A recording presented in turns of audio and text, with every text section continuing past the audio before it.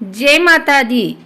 आज एकादशी पर आइए सुनते हैं तुलसी माँ और भगवान विष्णु की यह कहानी। सावरी मुनि की पुत्री तुलसी अपूर्व सुंदरी थी। उनकी इच्छा थी कि उनका विवाह भगवान नारायण के साथ हो। इसके लिए उन्होंने नारायण पर्वत की घाटी में स्थित बद्रीवन में घोर तपस्या की। दीर्घकाल तक तपस्या के उपरांत ब्रह्मा जी ने प्रसन्न होकर दर्शन दिया और वर मांगने को कहा। तुलसी ने कहा, सृष्टिकर्ता ब्रह्मदेव, आप अंतर्यामी हैं, सबके मन की बात जानते हैं। फिर भी मैं अपनी इच्छा बताती हूँ। मैं चाहती हूँ कि भगवान श्री नारायण मुझे पति रूप में मिले। ब्रह्मा ने कहा, तुम्हारा अभीष्ट तुम्हें अवश्य मिलेगा। अपने पूर्व जन्म में किसी अपराध के कारण तुम्हें श्राप मिला है। इस प्रकार भगवान श्री नारायण के एक पार्षद की भी दानव कुल में जन्म लेने का श्राप मिला है। दानव कुल में जन्म लेने के बाद भी उसमें नारायण का अंश विद्यमान रहेगा। इसलिए इस जन्म में पूर्व जन्म के पाप के शमन के लिए संपूर्ण नारायण तो नहीं, नारायण के अंश से युक्त दानव कुल जन्म में उस श्रापग्रस्त पार्षद से तुम्हारा विवाह होगा। श्राप मुक्त होने पर भगवान श्री नारायण सदा सर्वदा के लिए तुम्हारे पति हो जाएंगे। तुलसी ने ब्रह्मा के ईश्वर को स्वीकार किया, क्योंकि मानव कुल में जन्म लेने के कारण उसी मायावी भोग तो भोगना ही था। तुलसी बद्रीवन में ही रहने लगी। नारायण का वह पार्षद दानव कुल में शंखचूड़ के नाम से पैदा हुआ था। कुछ दिनों के बाद वह भ्रमण करता हुआ बद्रीवन में आया। यहाँ तुलसी को देखते ही वह उस पर मुग्ध हो गया। तुलसी के सामने उसने अपने साथ विवाह का प्रस्ताव रखा। इतने में ही वहाँ ब्रह्मा जी आ गए और तुलसी से कहा, तुलसी, शंखचूड़ को देखो, कैसा देवोपम इसका स्वरूप है। दानव कुल में जन्म लेने के बाद भी लगता है जैसे इसके शरीर में नारायण का वास हो। तुम प्रस्ताव को सहर्ष स्वीकार कर लो। तुलसी को भी लगा कि उसकी तपस्या पूर्ण हुई, उसे इच्छित फल मिला है। शंखचूड़ के साथ उसका गंधर्व विवाह हो गया और वह शंखचूड़ के साथ उसके महल में पत्नी बनकर आ गई। शंखचूड़ ने अपनी परम सुंदरी सती साध्वी पत्नी तुलसी के साथ बहुत दिनों तक राज्य किया। उसने अपने राज्य का इतना विस्तार किया कि देवलोक तक उसके अधिकार में आ गए। स्वर्ग का सुख भोगने वाले देवताओं की दशा भिखारियों जैसी हो गई।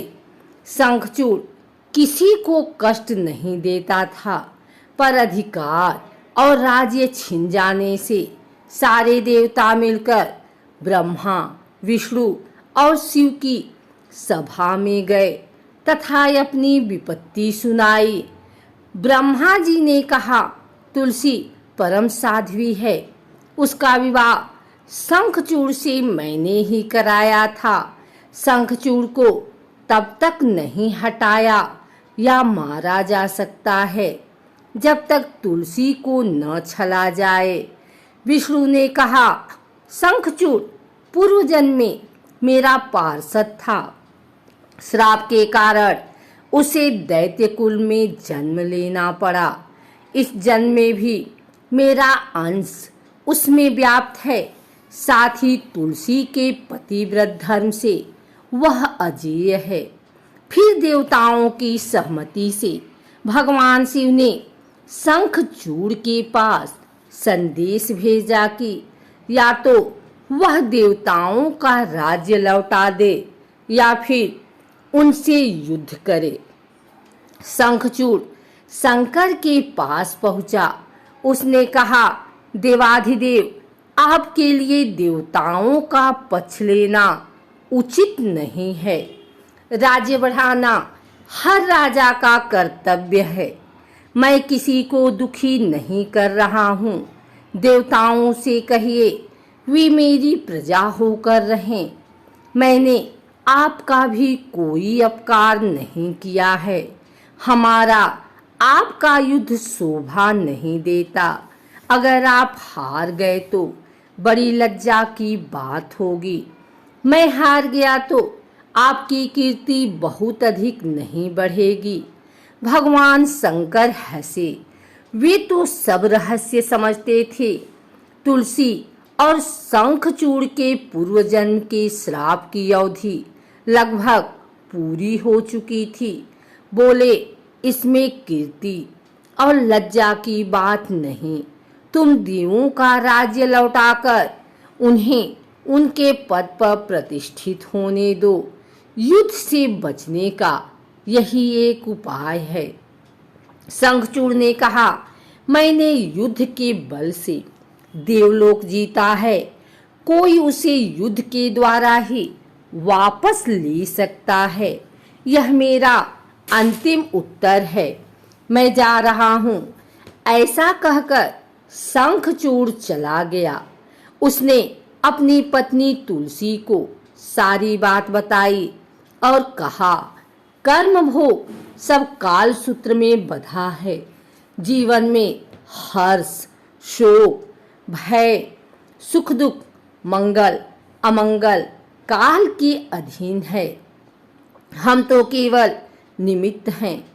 संभव है भगवान शिव देवों का पक्ष लेकर मुझसे युद्ध करें।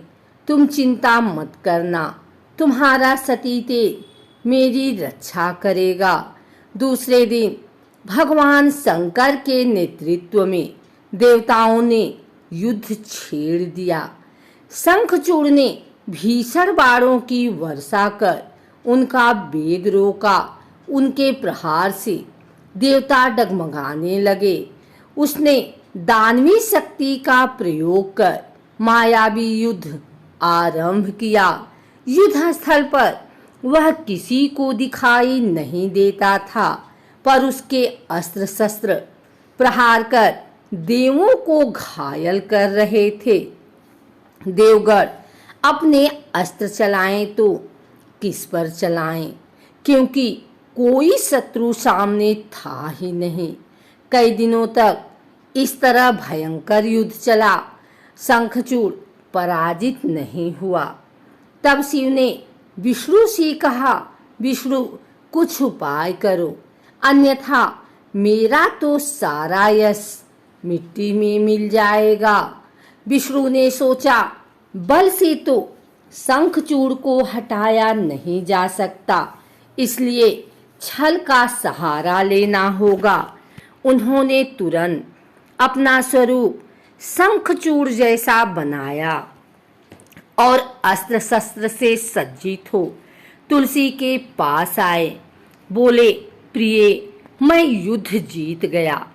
सारे देवता भगवान शंकर समेत हार गए। इस खुशी में आओ मैं तुम्हें अंग से लगा लूं।